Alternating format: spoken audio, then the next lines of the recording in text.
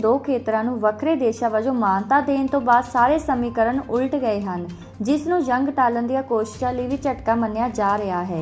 ਇਸ ਦੌਰਾਨ ਸੰਯੁਕਤ ਰਾਸ਼ਟਰ ਸੁਰੱਖਿਆ ਪਰਿਸ਼ਦ ਨੇ ਇਸ ਮੁੱਦੇ ਤੇ ਹੰਗਾਮੀ ਮੀਟਿੰਗ ਕੀਤੀ ਹੈ। ਸੋਮਵਾਰ ਰਾਤ ਨੂੰ ਹੋਈ ਇਸ ਬੈਠਕ 'ਚ ਰੂਸ ਦੇ ਕਦਮ ਅਤੇ ਇਸ ਦੇ ਸੰਭਾਵਿਤ ਨਤੀਜਿਆਂ ਤੇ ਚਰਚਾ ਕੀਤੀ ਗਈ। ਇਸ ਦੇ ਨਾਲ ਹੀ ਯੂਕਰੇਨ ਦੀਆਂ ਚਿੰਤਾਵਾਂ ਤੇ ਵੀ ਚਰਚਾ ਕੀਤੀ ਗਈ।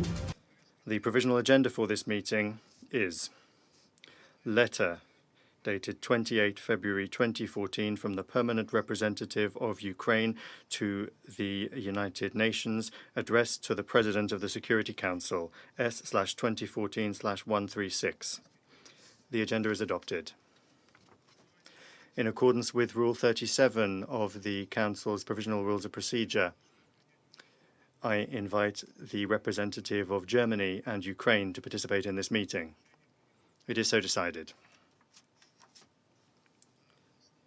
In accordance with Rule 39 of the Council's Provisional Rules of Procedure, I invite Ms. Rosemary DiCarlo, Under-Secretary General for Political and Peace-Building Affairs, to participate in this meeting. It is so decided. The Security Council will now begin its consideration of item 2 of the agenda. I now give the floor to Ms. Rosemary DiCarlo. Thank you. Mr. President, it's with great concern and sadness that I brief the Council this evening on the unfolding dangerous situation in and around Ukraine. In his statement today, the Secretary General was clear. The Secretary General considers the decision of the Russian Federation to recognize the independence of certain areas of the Donetsk and Luhansk regions to be a violation of the territorial integrity and sovereignty of Ukraine and inconsistent with the principles of the Charter of the United Nations. We very much regret this decision, which risks having regional and global repercussions.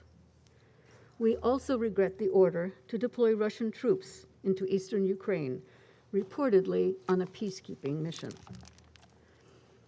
These developments follow the decision to order a mass evacuation of civilian residents of Donetsk and Luhansk into the Russian Federation. We are concerned by the escalating shelling across the contact line, reportedly leading to a number of casualties. OSCE's Special Monitoring Mission has recorded a total of 3,231 ceasefire violations in the Donbas area from 18 to 20 February. 1,073 ceasefire violations, including 926 explosions in the Luhansk region, and 2,158 ceasefire violations, including 1,100 explosions in Donetsk region. We remind all involved of their responsibilities under international humanitarian law and human rights law. Although the United Nations is not in a position to verify the numerous claims and allegations made by various actors, we are deeply concerned about the reports of civilian casualties, targeting of civilian infrastructure, and ongoing evacuations. Mr. President, we are extremely concerned about the possible implications of the latest developments for the existing negotiation frameworks. Amid the current risks and uncertainty, it is even more important to pursue dialogue. Negotiation is the only way to address the existing differences among the key actors regarding regional security issues and the settlement of the conflict in eastern Ukraine in accordance with Security Council Resolution 2202. Before the current already dangerous conditions escalate further, we call on all relevant actors to focus their efforts on an immediate cessation of hostilities. Civilians and civilian infrastructure must be protected, and actions and statements that may worsen the situation must be avoided. Over the past few weeks, key actors have been engaged in intense diplomatic efforts to avert a new eruption of conflict in the heart of Europe. The Secretary General fully supports these efforts and has deplored even the possibility that a new conflict could break out. Mr. President, we are committed to our long-term partnership with Ukraine, a founding member of the United Nations, as it continues to pursue the democratic reform agenda 30 years after independence. And once again, we reiterate the full commitment of the United Nations to the sovereignty, independence, and territorial integrity of Ukraine within its internationally recognized borders, according to General Assembly resolutions. Throughout the 8 years of conflict in eastern Ukraine, the United Nations has continued to provide life-saving humanitarian support to all in need, as well as human rights-related work. During this difficult period, we are committed to stay and deliver and remain fully operational in Ukraine, including in the Donetsk and Luhansk regions. The safety and security of our staff must be respected by all parties. Mr. President, the next hours and days will be critical.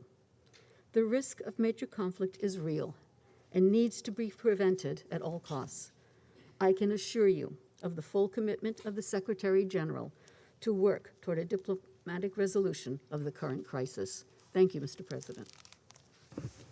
Я благодарю. I thank Ms. DiCarlo for her briefing. I now give the floor to those council members who wish to make statements. I give the floor to the Permanent Representative of the United States.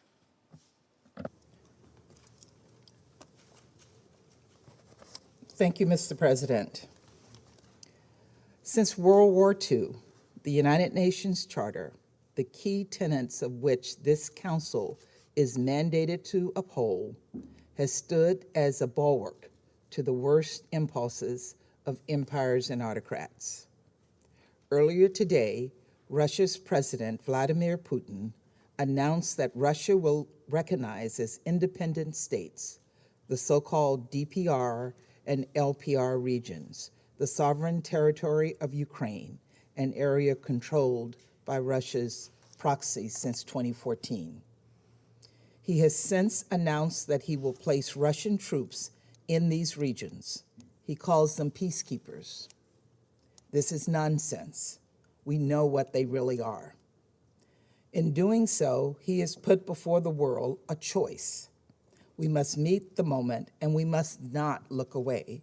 History tells us that looking the other way in the face of such hostility will be a far more costly path. Russia's clear attack on Ukraine's sovereignty and territorial integrity is unprovoked. It is an attack on Ukraine's status as a UN member state.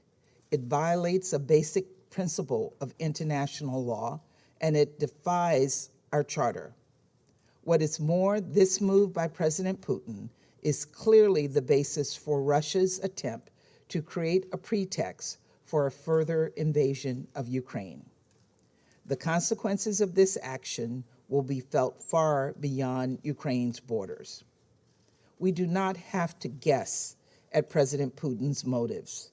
Today, President Putin made a series of outrageous false claims about Ukraine aimed at creating a pretext for war, and immediately thereafter announced Russian troops are entering the Donbass.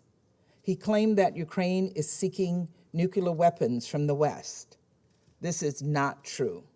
Ukraine is in fact one of only 4 countries to have voluntarily surrendered their nuclear weapons. The United States and our allies have no intention of supplying nuclear weapons to Ukraine, and Ukraine doesn't want them. And then President Putin asserted that Russia today has a rightful claim to all territories from the Russian Empire, the same Russian Empire from before the Soviet Union, from over 100 years ago. That includes all of Ukraine. It includes Finland. It includes Belarus and Georgia and Moldova, Kazakhstan, Kyrgyzstan, and Tajikistan, Turkmenistan, Uzbekistan, and Lithuania, Latvia and Estonia. It includes parts of Poland and Turkey. In essence, Putin wants the world to travel back in time, to a time before the United Nations, to a time when empires ruled the world. But the rest of the world has moved forward. It is not 1919. It is 2022. The United Nations was founded on the principle of decolonization, not recolonization. And we believe the vast majority of UN member states and the UN Security Council are committed to moving forward, not going back in time. The consequences of Russia's actions will be dire across Ukraine, across Europe, and across the globe. In our past two meetings on Ukraine, I've mentioned nearly 3 million Ukrainians will need food, shelter, and life-saving assistance right now. The UN estimates the humanitarian toll will expand significantly should Russia further invade. Already, Russian proxies dramatically increased shelling and artillery fire over the weekend, killing Ukrainian civilians and soldiers. If Russia invades Ukraine even further, we will see a devastating loss of life, unimaginable suffering. Millions of displaced people will create a refugee crisis across Europe. Nevertheless, Russia has declined repeated entreaties to state its intentions before the world, including by Secretary Blinken in the Security Council last Thursday. Colleagues, President Putin is testing our international system. He is testing our resolve and seeing just how far he can push us all. He wants to demonstrate that through force, he can make a farce of the UN. We must act together in response to this crisis. Over the past few weeks, the world has heard the other 14 members of the Security Council speak with one voice, asking Russia to pursue diplomacy.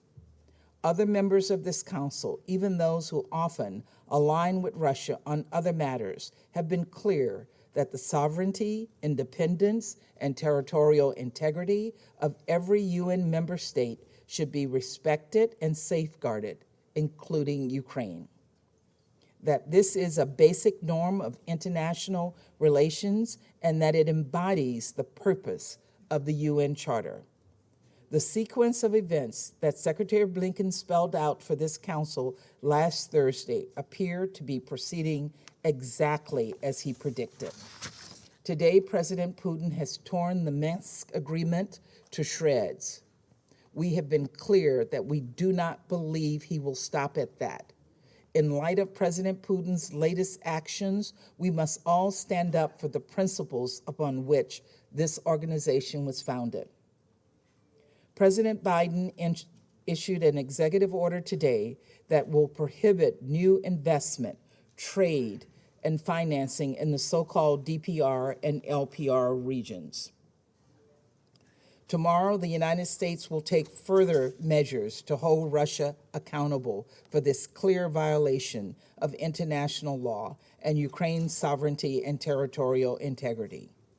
But we and our partners have been clear that there will be a swift and severe response were Russia to further invade Ukraine. In this moment, no one can stand on the sidelines. We must make it clear that an attack on Ukraine is an attack on the sovereignty of every UN member state and the UN Charter, and that it will be met with swift and severe consequences. We continue to believe that the diplomatic table is the only place where responsible nations resolve their differences. That is the only place to preserve peace. Thank you, Mr. President. I thank the representative of the United States for their statement. I give the floor to the permanent representative of Albania. Thank you, Mr. President. Let me thank you, G.D. Carlo, for another clear and comprehensive briefing to the Security Council on this issue. Albania condemns, in the strongest terms, Russia's decision to recognize non-government-controlled areas of Ukraine as independent entities. This is a breach of international law, an affront to the UN Charter, another blatant violation of Ukraine's sovereignty and territorial integrity, and it puts an end to the Minsk agreements. This act of the Russian Federation is null and void, has no basis, and has no international legal validity. We call on the Security Council and all the United Nations member states to reject and condemn it firmly. Albania reiterates its firm position in support of the sovereignty and territorial integrity of Ukraine within its internationally recognized borders. Mr. President, less than a week ago, we were sitting in this very room at the Russian initiative to discuss the implementation of the Minsk agreements. Today, we meet at an emergency meeting exactly because of the Russian Federation decision to violate the very Minsk agreements. This is a disrespect not only to the Council and its decisions, but for the entire universal principles of international law Russia is set to respect.